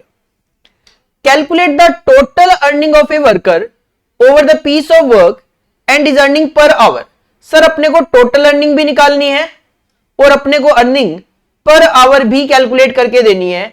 व्हेन ही टेक्स, अगर वर्कर 320 घंटे लेता है तो सर 300 घंटे दिए थे, 320 घंटे लेने का मतलब कोई टाइम सेविंग नहीं है, कोई बोनस नहीं है।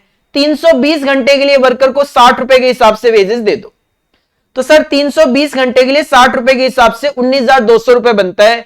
19,200 रुपए 320 घंटे काम करके है, 60 रुपए पर आवर आ जाएगा। इसमें तो कोई बोनस का एप्लीकेशन है नहीं। सेकेंड पॉइंट कहता है 150 घंटे में काम हो गया। सर 300 घंटे का काम 150 घंटे में होने का मतलब 150 घंटे सेव हो गए। 150 घंटे जो है वो टाइम अलाउड 300 का 50% है, तो पहला ये 20% भी आ जाएगा और नेक्स्ट ये 30% भी आ जाएगा। तो 300 का 20% 60 आवर्स जो होंगे उसका तो 25% के इक्वल बोनस मिलेगा। और 300 का जो 30% है 90 आवर्स के लिए 40% ऑफ टाइम सेव्ड बोनस मिलेगा। तो इसमें कहानी क्या होगी sir, time saved is equal to time allowed minus time taken होता है। तो 300 आवर्स का वर्क अगर 150 आवर्स में हो गया तो 150 आवर्स की सेविंग हो गई। 150 आवर्स में जो काम हुआ उसके लिए आपको नॉर्मल रेट मिलेगा, that is 60 per hour.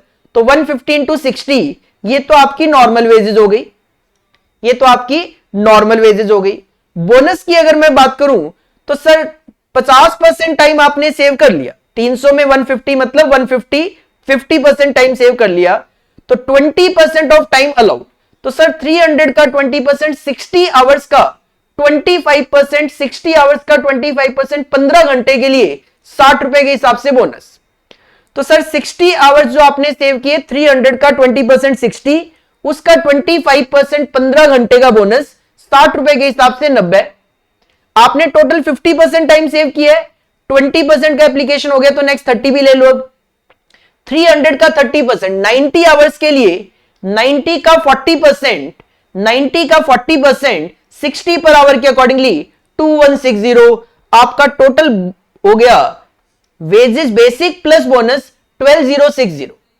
Sir 150 hours आपने काम किया, 150 आवर्स आपने काम किया, 12060 आपकी वेजेस है, तो एक घंटे की वेजेस आपकी 80.4। नॉर्मल वेजेस का रेट 60 था, तो एक तरीके से 80.4 होने का मतलब 20.4 पर आवर आपका बोनस यहां पे कैलकुलेट होके आ रहा है। 20.4 आपका यहां पे एक तरीके से बोनस कैलकुलेट होके आ रहा है। तीसरी सिचुएशन में क्वेश्चन कहता है 300 घंटे का जो काम था, 300 आवर्स का जो वर्क था, वो केवल और केवल 30 आवर्स में कंप्लीट कर दिया। सर इसका मतलब आपने 270 आवर्स सेव कर दिए। 270 आवर्स 300 का 90% होता है, तो ये 20% भी आ गया। फिर नेक्स्ट 30% भी आ गया, 20 प्लस 30 50। नेक्स्ट 30% भी आ गया, अभी भी 80 हुआ। और ये जो लास्ट वाला 20 है, इसमें भी 10% आपने टाइम सेव किए।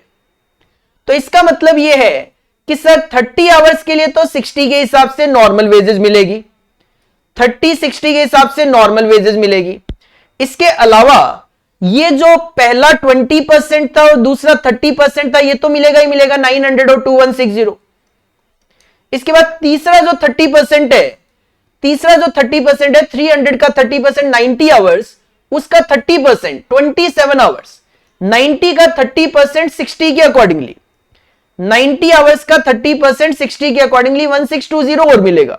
अब ध्यान देना, आपने सेव किया है 270 आवर्स मतलब 90%, 20% ये हो गया, 30 ये हो गया, 30 ये हो गया, मतलब 80% तो कवर कर लिया। अब जो लास्ट 20% है, ये लिखना तो 20% है लेकिन आपने तो सेव केवल 10% ही किया है ना, तो 300 का 10% 30 आवर्स, 30 आवर्स का 10% 3 घंटे, 30 आवर्स का 10% 3 घंटों के लिए 60 के अकॉर्डिंगली 180 और मिलेगा। टोटल कर लोगे 6660 आपकी वेजेस है केवल और केवल 30 घंटे काम करके। तो सर 6660 है 30 आवर्स की वर्किंग करके, तो आपका जो रेट पर आवर होगा that will be 222, 222 per hour will be wages rate per hour, earning per hour, जो भी आप नाम देना चाहो वो। तो इस तरीके से एग्जामिनर क्या करते हैं, अपने ही परसेंटेज दे देते हैं। एप्लीकेशन वैसे ही करना है जैसे हालसे में होता है, बट जो परसेंटेज गिवन है क्वेश्चन में वो आपको यूज करने होते हैं। इसके बाद रोवान प्लान जो है वो सिमिलर ही है जैसे हालसे प्लान है, बस फर्क केवल और केवल एक चीज में है और वो क्या है, बोनस। सर रोवान जो प्लान है उनका भी सेम कहना है कि in this plan as per Rowan the wages as per time rate system तो गारंटीड होना चाहिए, मतलब actual hours into actual rate per hour ये तो मिलना ही मिलना चाहिए। लेकिन अगर वर्कर कोई सेव करता है टाइम तो बोनस भी मिलना चाहिए। बोनस को कैलकुलेट करने का तरीका अलग है। हालसे ने तो क्या करा, एक परसेंटेज चिपका दिया, बोला 50% of time saved into rate per hour, but Rowan ने कहा time saved divided by time allowed into time taken into में rate per hour will be your bonus. Time saved जो आप सेव करते हो, अलाउड जो आपको मिला था, टेकन जो आपने लिया था, रेट पर आवर है। टाइम सेव्ड वही है, time allowed minus time taken करोगे आपको आपका टाइम सेव्ड पता चल जाता है। एक क्वेश्चन देखते हैं, एक एग्जांपल देखते हैं। A skilled worker is paid a guaranteed wage rate of ₹150 per hour. Sir ये तो हो गया फिक्स रेट, 150 रुपए पर आवर तो आपको मिलेगा ही मिलेगा। The standard time allowed for a job is 10 hours. आपको टाइम अलाउ किया गया है 10 घंटे का। एक जॉब है, एक काम है जिसको करने के लिए आपको 10 आवर्स अलाउ किए गए, and he took 8 hours to complete the job. ठीक है सर, 10 आवर्स का वर्क 8 आवर्स में कंप्लीट हो गया, 2 आवर्स सेव हो गए। He is paid wages under Rowan incentive plan. Rowan plan के अकॉर्डिंगली आपको वेजेस का प्लान मिलता है, इंसेंटिव मिलता है। Calculate the effective hourly rate of earning under Rowan incentive plan. Sir ठीक है, रोवन के अकॉर्डिंगली हमें वेजेस निकालनी है, तो फॉर्मूला लग जाएगा 8 into 150 that will be the normal wages plus time saved. Sir 2 hours की सेविंग है, अलाउड है 10, टेकन है 8, रेट है 150। आपको यहां से वेजेस पता चल गई, टोटलिटी में 1440 आ गई। नॉर्मल वेजेस 1200 रुपए, 240 आपका बोनस है, और ये 1440 आपको मिल रहा है 8 घंटे काम करके। तो 1440 8 घंटे काम करके मिल रहा है, तो 180 पर आवर आपका इफेक्टिव रेट आ गया। इफेक्टिव रेट आ गया 180 रुपए, 150 जो था 30 रुपए पर आवर एक तरीके से बोनस पड़ गया आपको। सेकेंड पॉइंट कहते हैं, if the worker is placed under Halsey incentive scheme 50%। मान लो ये वर्कर रोवन में नहीं, हालसे के अकॉर्डिंगली पे किया जाता, 50% बोनस दिया जाता, and he wants to maintain the same effective hourly rate of earning, और अर्निंग का जो रेट है वो 180 रुपए पर आवर ही पड़ना चाहिए कहते हैं। तो बताओ calculate the time in which he should complete the job. Sir कोई दिक्कत नहीं है, हालसे का फॉर्मूला लिख लो और उसमें जो टाइम है वो एज ए मिसिंग फिगर निकाल के दे दो। तो सिंपल अपने को क्या करना है, हालसे प्लान का फॉर्मूला लिखना है, wages is equal to number of hours into rate per hour plus 50% of time saved into rate per hour. Sir wages की मैं बात करूं तो क्वेश्चन ने कंडीशन बोली, इफेक्टिव आवरली रेट तो सेम होना चाहिए, मतलब 180। टाइम नहीं पता अपने को टाइम कितना, तो टाइम को एक्स एज्यूम कर लो, तो सर अगर आपको 180 रुपए पर आवर मिलेंगे, टाइम एक्स है, it means your wages will B 180x, your wages will B 180x। Number of hours कितने, सर वही तो निकालने हैं, x into rate per our guaranteed कितना है 150 plus 50% of time saved. Sir time saved क्या होगा, टाइम अलाउड था 10, टाइम अलाउड में से जब एक्चुअल टाइम माइनस करोगे जो कि अब आप x मान के चल रहे हो, तो 10 minus x that will be your time saved, उसका 50%, और रेट तो नॉर्मल लगता ही है 150। जब आप इसको सॉल्व करते हो तो आपको यहां पे 7.14 आवर्स पता चल जाते हैं। मतलब अगर इस काम को हाल से प्लान में 7.14 आवर्स में कंप्लीट किया जाए तो वर्कर का अर्निंग का जो रेट होगा दैट विल बी सेम 180 पर आवर। तो इस तरीके के क्वेश्चन भी एग्जाम में काफी ज्यादा पूछे जाते हैं। तो इस तरीके के जो भी क्वेश्चंस हैं वो आप अच्छे से रिवाइज करके जाना। एक मैंने आपको यहां पे as a example, as a question यहां पे करवा दिया रिवीजन के अंदर। बट हम अपनी क्लासेस में काफी सारे ऐसे क्वेश्चंस करते हैं जिसमें एक्स अज्यूम करके हम कैलकुलेशन करते हैं, तो वो सारे के सारे क्वेश्चंस आपके एग्जाम पॉइंट ऑफ व्यू से इंपॉर्टेंट है। क्योंकि आजकल मैंने देखा है कि एग्जाम में ये वाले क्वेश्चन ज्यादा पूछे जाते हैं जिसमें मिसिंग फिगर्स होती है, एक्स अज्यूम करना पड़ता है, वो वाले क्वेश्चन ज्यादा पूछे जाते हैं। अभी तक अगर आपने हमारे चैनल को सब्सक्राइब नहीं किया तो कर लीजिए। क्यों? क्योंकि सर रिवीजन सीरीज जो है, मैराथन सीरीज जो है, हर बार हम एग्जाम से पहले आपके लिए लेकर आते हैं कुछ नए टॉपिक्स, कुछ ओल्ड टॉपिक्स जिनमें कोई चेंजेस नहीं होते वो हम ओल्ड लेके आते हैं, नो डाउट, बट बहुत सारा नया कंटेंट भी हम आपके लिए लेकर आते हैं हर बार। टेस्ट सीरीज कंडक्ट करते हैं, उसके लिए टेलीग्राम चैनल आप ज्वाइन कर लीजिए। टेलीग्राम चैनल का लिंक डिस्क्रिप्शन बॉक्स में गिवन है। कॉस्ट अकाउंटिंग के काफी सारे टेस्ट हम ऑलरेडी कंडक्ट कर चुके हैं। एफएम के भी टेस्ट चल रहे हैं, 2-3 एफएम के भी टेस्ट अभी कंडक्ट हो चुके हैं। फाइनल में एचसीएम के अप्रॉक्स 5 से 6 टेस्ट एचसीएम के भी अभी तक कंडक्ट हो चुके हैं। तो जितना जल्दी हो सके आप हमारा टेलीग्राम चैनल ज्वाइन कर लीजिए और ये जो फ्री टेस्ट सीरीज है इसका बेनिफिट आप ले सकते हो। और वीडियो अच्छा लग रहा है तो लाइक कर दो बीच में ही, और अपने दोस्तों के साथ शेयर भी कर दो। और आगे बढ़ते हैं और क्वेश्चन कवर करते हैं। सर नेक्स्ट कॉन्सेप्ट आता है एक छोटा सा, इसी में एडिशन करते हैं हालसेर 1 में, conversion cost. Conversion cost simple definition, sir material को फिनिश्ड गुड्स में कन्वर्ट करने की जो कॉस्ट होती है that is known as conversion cost. Material को फिनिश्ड गुड्स में कन्वर्ट करने के लिए डायरेक्ट वेजेस, डायरेक्ट एक्सपेंस और फैक्ट्री ओवरहेड लगाने होते हैं बस। तो सर कन्वर्जन कॉस्ट क्या है? It indicate the cost incurred for converting the raw material into finished goods. Conversion cost में डायरेक्ट वेजेस, डायरेक्ट एक्सपेंस और फैक्ट्री ओवरहेड्स कवर होते हैं। एक क्वेश्चन करवाऊंगा कि किस तरीके से आपसे कन्वर्जन कॉस्ट का एप्लीकेशन क्वेश्चन में करवाया जाता है एग्जाम में, और ये क्वेश्चन भी काफी इंपॉर्टेंट आपके एग्जाम पॉइंट ऑफ व्यू से। Apex Limited has its factories at 2 locations. एक कंपनी है, एक फैक्ट्री है, एपेक्स लिमिटेड कंपनी है, इनकी फैक्ट्रीज है 2 लोकेशंस पे। Rowan plan is in use at location A. Location A पे रोवान प्लान यूज होता है और हालसे प्लान यूज किया जाता है लोकेशन बी पे। Standard time and basic rate of wages are same for a job which is similar and is carried out on similar machinery. कहते हैं सिमिलर मशीनरी हम यूज करते हैं दोनों जगह, सेम जॉब करते हैं हम दोनों जगह, और रेट ऑफ वेजेस जो है दोनों जगह वो भी आपका सेम है, स्टैंडर्ड टाइम भी सेम है। स्टैंडर्ड टाइम सेम रहेगा दोनों जगह रेट ऑफ वेजेस सेम है, दोनों जगह काम भी सेम होता है, दोनों जगह प्लांट एंड मशीनरी भी सेम तरीके की यूज की जाती है। टाइम अलाउड जो है वो है 60 आवर्स का, ठीक है। Job at location A is completed in 36 hour. Sir 60 hours का काम 36 आवर्स में कंप्लीट हो गया, 24 hours is saving at location A. और बी लोकेशन पे आपने 48 आवर्स में काम कंप्लीट किया है, 60 आवर्स का 12 आवर्स की सेविंग है लोकेशन बी पे। Conversion cost at respective places is 2448 and ₹3000। Sir conversion cost location A पे आती है 2448 और लोकेशन बी पे आ रही है 3000, और जो ओवरहेड का रेट है वो है ₹40 पर आवर, 40 रुपए पर आवर ओवरहेड का रेट है। क्वेश्चन की पहली डिमांड है find out the normal wages rate.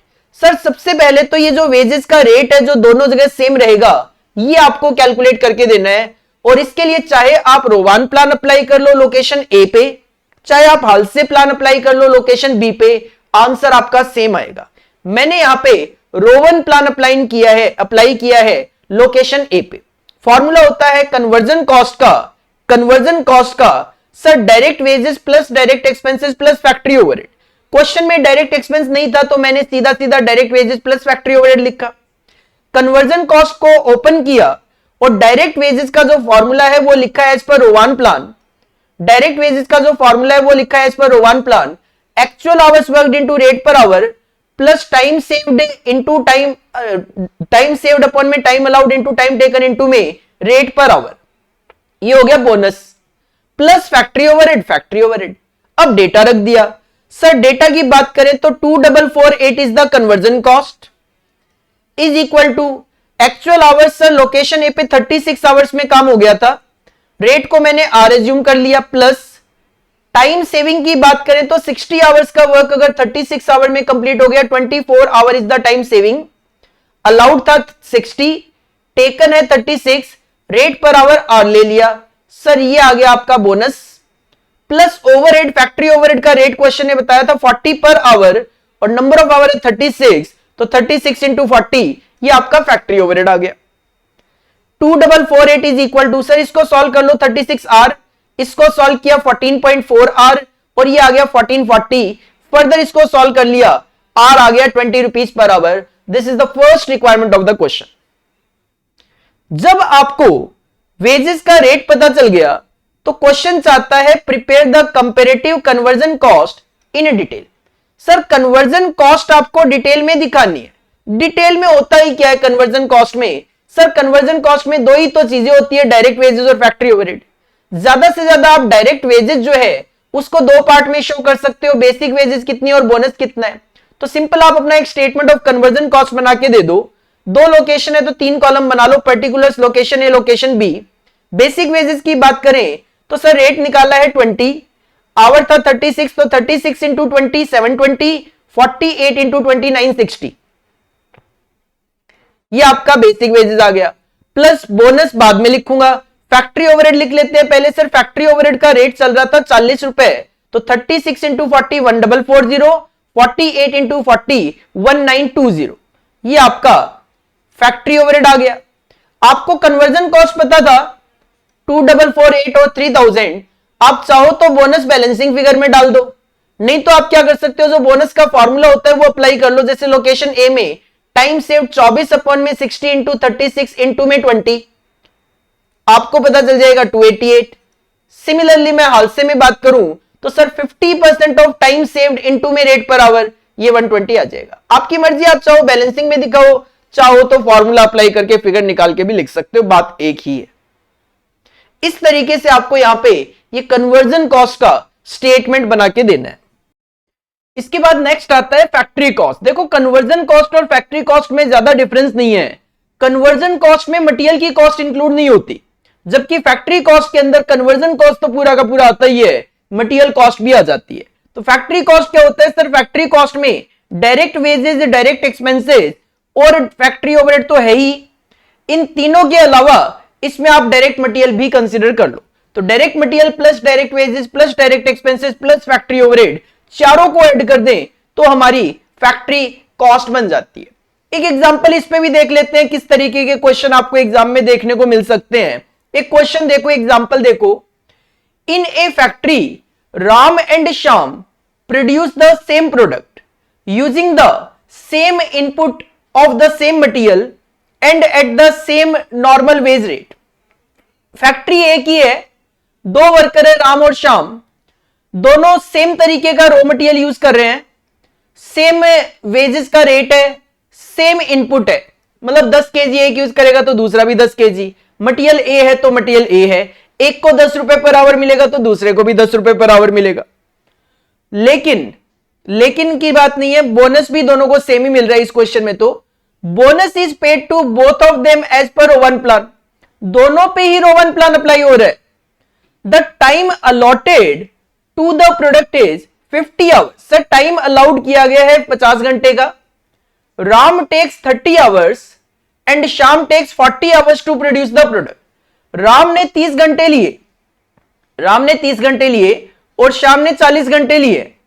इसका मतलब राम ने 20 आवर्स की सेविंग करी है, जबकि शाम ने केवल और केवल 10 आवर्स की सेविंग दी है।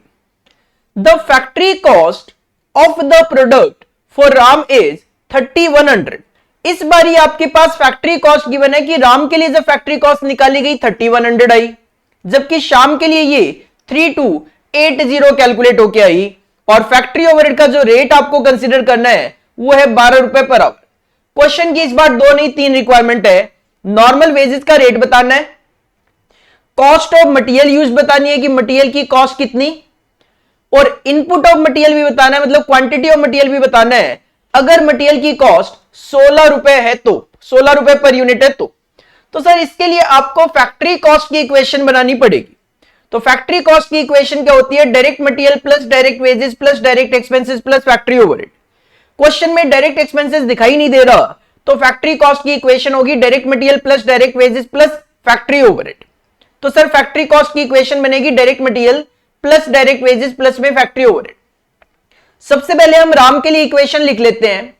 अज्यूम कर लिया कि डायरेक्ट मटेरियल एम है और वेजेस का जो रेट पर आवर है वो आर है, क्योंकि मुझे फैक्ट्री कॉस्ट में मटेरियल भी लिखना है और वेजेस का रेट भी चाहिए। तो सबसे पहले मैंने ये फैक्ट्री कॉस्ट की इक्वेशन राम के लिए बनाई। सर 3100 है फैक्ट्री कॉस्ट, लिख दी। मटेरियल को एम से इंडिकेट कर दिया।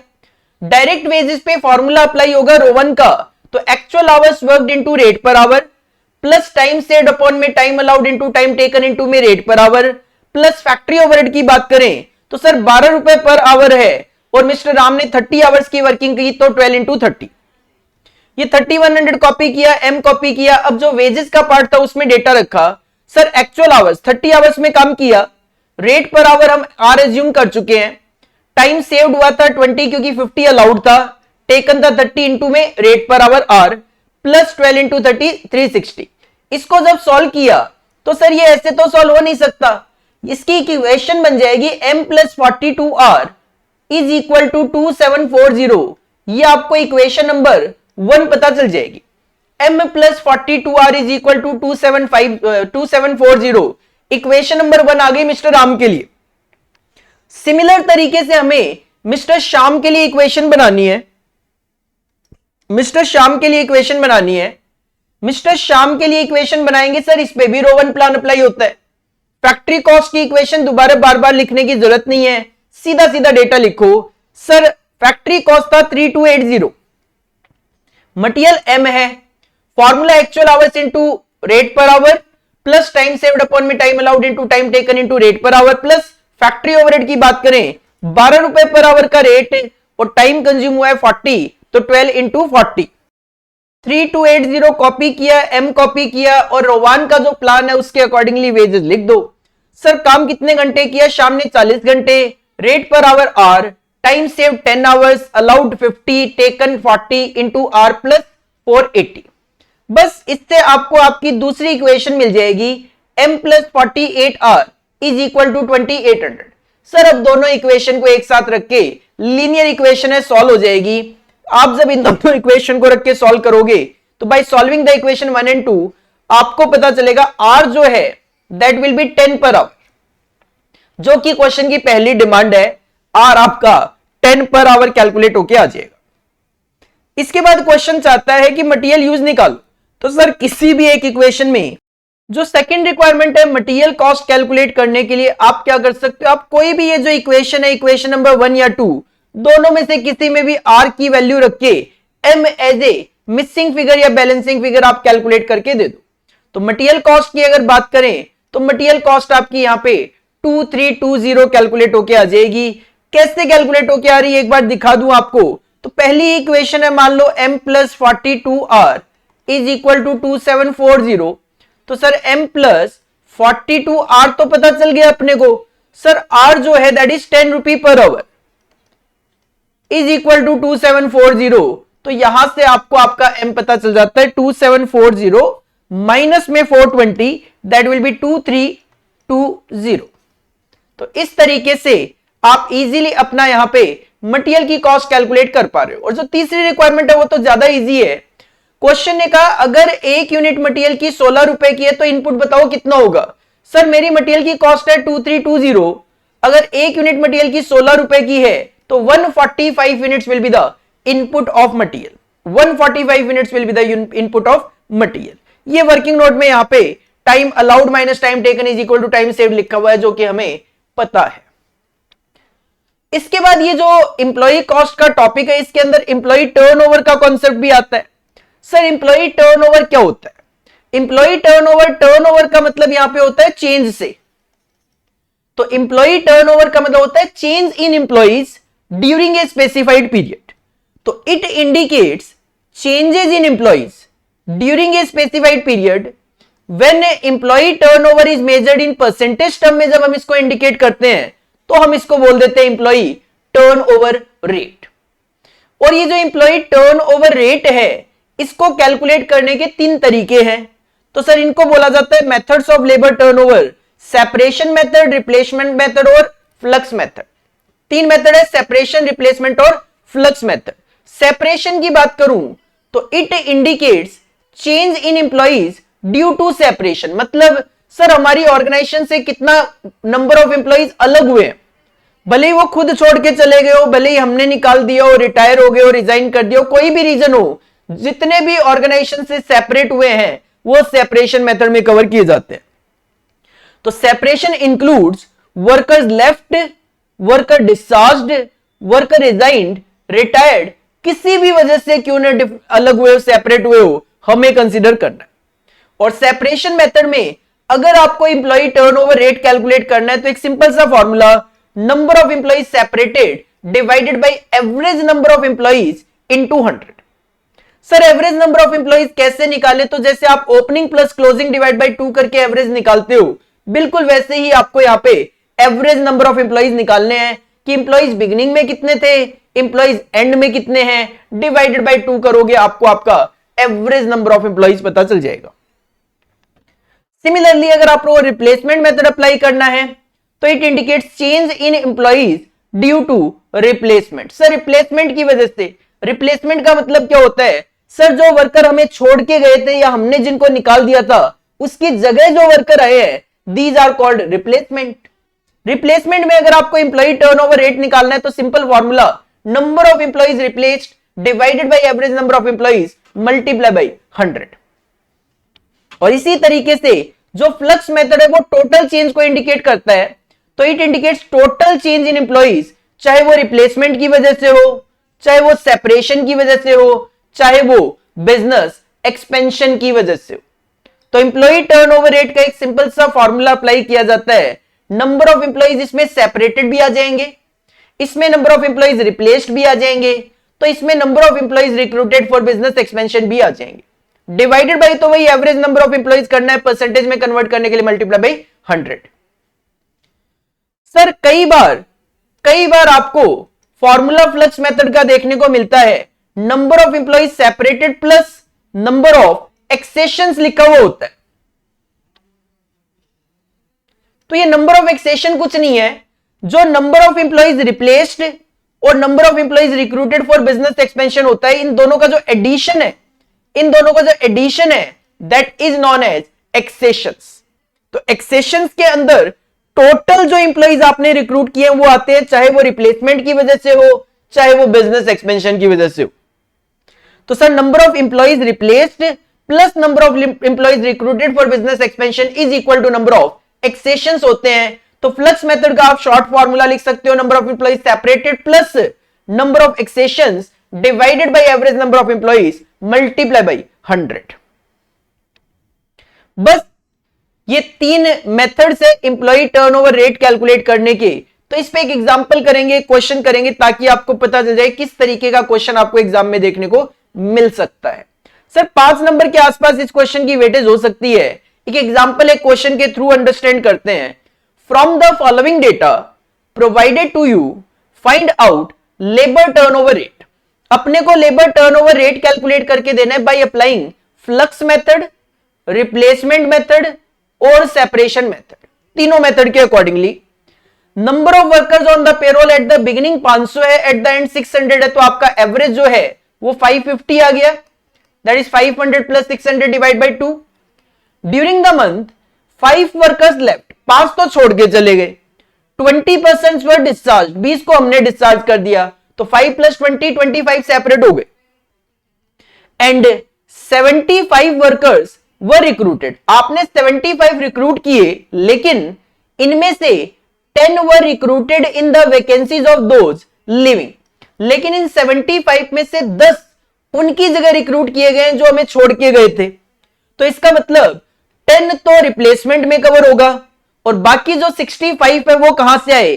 कहते हैं while the rest were engaged for an expansion scheme. बाकी जो 65 वर्कर्स है वो ड्यू टू बिजनेस एक्सपेंशन हमने हायर किए।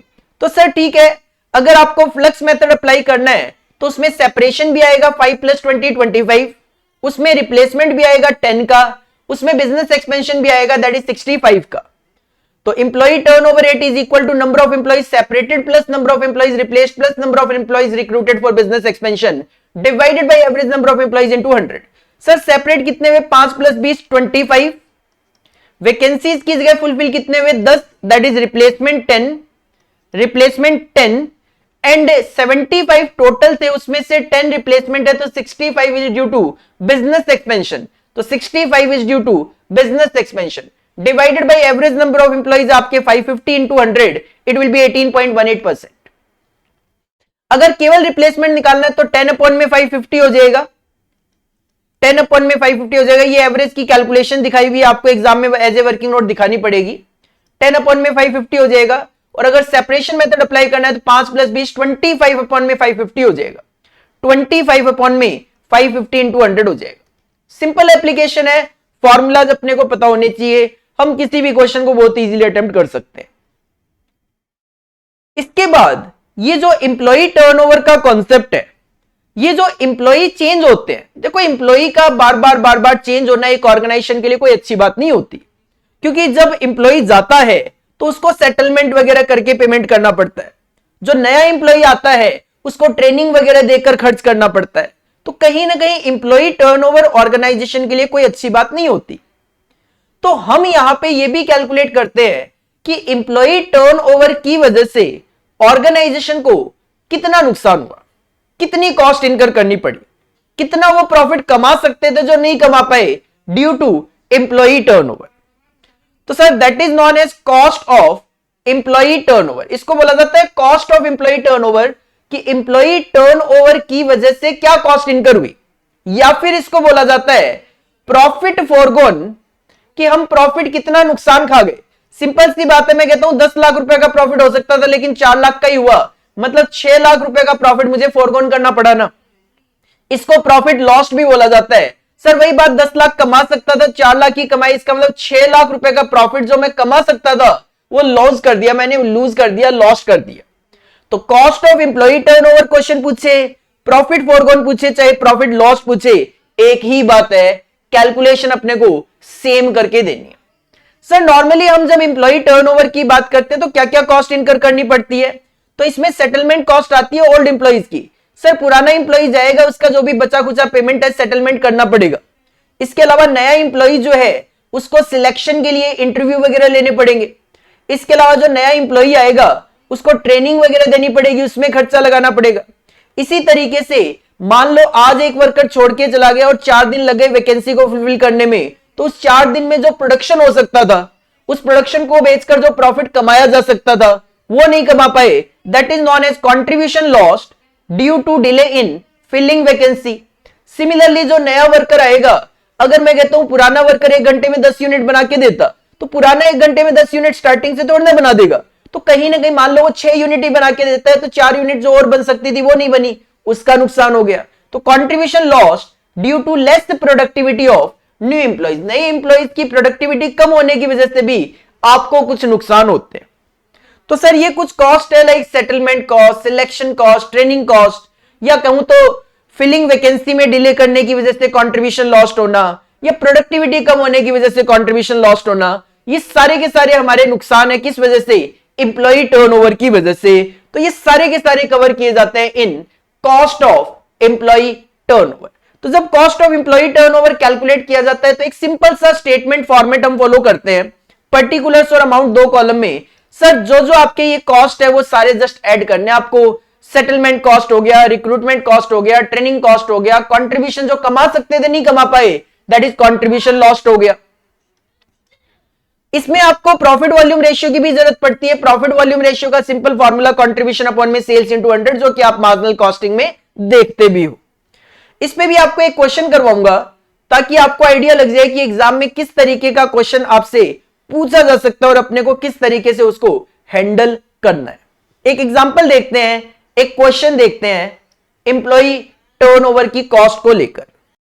ज्योति limited wants to ascertain the profit lost during the year 2017-18 due to increase labour turnover. एक कंपनी है Jyoti limited जो 17-18 के लिए ये जानना चाहते हैं कि लेबर टर्नओवर, एम्प्लॉय टर्नओवर की वजह से उनको कितना नुकसान हो रहा है। For this purpose it has given you the following information. Point number 1 कहते हैं training period of the new recruits is 50,000 hours. नए जो रिक्रूट्स हैं उनको 50,000 घंटे की ट्रेनिंग दी हमने। During this period there productivity is 60% of the experienced worker. लेकिन एक्सपीरियंस्ड वर्कर के कंपैरिजन में इनकी प्रोडक्टिविटी केवल 60% है। Time required by N experienced worker is 10 hours per unit. देखो सिंपल सी बात है, 50,000 घंटे हैं। अगर एक्सपीरियंस्ड वर्कर काम करता तो 10 घंटे में 1 यूनिट बनाता, तो 50,000 आवर में 5,000 यूनिट प्रोड्यूस कर देते। लेकिन इन्होंने केवल 60% ही प्रोडक्शन किया, मतलब 3,000 यूनिट। 5,000 यूनिट बन सकती थी, 3,000 ही बनी, सर 2,000 यूनिट का नुकसान हो गया। तो सबसे पहले production loss during training period ये है कि 5,000 यूनिट का प्रोडक्शन हो सकता था, लेकिन 3,000 यूनिट्स ही बनी, तो 2,000 यूनिट का नुकसान हो गया। 2,000 यूनिट का तो ये नुकसान हो गया। सेकेंड पॉइंट कहता है 20% of the output during training period was defective. आपने आउटपुट बनाया 3,000 था, तो उसका 20% मतलब 600 यूनिट डिफेक्टिव बनी। 600 यूनिट आपकी डिफेक्टिव बनी, 600 यूनिट आपकी डिफेक्टिव बनी, और हमने उसको क्या किया, रेक्टिफाई कर लिया, सही कर लिया 25 रुपए पर यूनिट लगाकर। तो ठीक है सर, 600 इंटू 25, 15,000 रुपए आपकी डिफेक्टिव वो रेक्टिफिकेशन की कॉस्ट आ जाएगी। 15,000 रुपए आपकी रेक्टिफिकेशन की कॉस्ट आ जाएगी। सिंपल मैं बात करूं 600 इंटू 25 करके। इसके अलावा potential productive hour lost due to delay in recruitment were 1 lakh hour. आपने रिक्रूटमेंट में डिले किया जिसकी वजह से 1 लाख घंटे का नुकसान हो गया। सर अगर 1 लाख घंटे ये यूज हो जाते और 10 घंटे में 1 यूनिट बनती तो 10,000 यूनिट बन जाती। तो 2,000 यूनिट का तो मेरे को ये नुकसान हो गया था, और 10,000 यूनिट का ये नुकसान हो गया। 12,000 यूनिट का मुझे टोटलिटी में नुकसान हो गया, जो मैं बना सकता था, नहीं बना पाया लेबर टर्नओवर की वजह से, एम्प्लॉय टर्नओवर की वजह से। सेलिंग प्राइस जो है वो 180 था और पीवी रेशियो 20% था। तो सर 180 का 20%, इसका मतलब 36 एक यूनिट पे आप कंट्रीब्यूशन कमा सकते थे। तो सिंपल सी बात है, 1 यूनिट पे मैं 36 रुपए 36 कमा सकता था। 2 और 10 12,000 यूनिट का मुझे नुकसान हो गया। तो 12,000 इंटू 36, 12,000 इंटू 36, ये मुझे कंट्रीब्यूशन का नुकसान हो गया लेबर टर्नओवर की वजह से, लेबर टर्नओवर की वजह से। इसके अलावा सेटलमेंट कॉस्ट आपको पे करनी पड़ी 183 480 as it is copy paste. Recruitment की कॉस्ट आपको इनकर करनी पड़ी 156 340 copy paste. Similarly training cost 113 180 copy paste. Sir बस क्वेश्चन ने जानना चाहा calculate the profit loss by the company due to increase labour turnover during the 17-18। सबको add कर दोगे आपको आपका आंसर पता चल जाएगा 9 लाख। तो इस तरीके का क्वेश्चन आप एग्जाम में एक्सपेक्ट कर सकते हो। लक आपका 5 नंबर में भी आएगा तो यही है, 7 में आएगा तो भी यही देखने को मिल सकता है, 8 में भी यही, तो 10 में भी यही। तो 5 से 10 नंबर का ये क्वेश्चन है, 5 का भी आ सकता है तो 10 का भी आपको देखने को मिल सकता है। इसके अलावा एक लास्ट एग्जांपल, एक लास्ट क्वेश्चन और करवाऊंगा मैं आपको, जिसमें हम बात करेंगे, कई बार क्वेश्चन हमसे इक्विवेलेंट एम्प्लॉय टर्नओवर पूछ लेता है, तो सर इसका क्या मतलब है, वो हम यहां पे इस क्वेश्चन के थ्रू अंडरस्टैंड करेंगे। क्वेश्चन देखते हैं, एग्जांपल देखते हैं।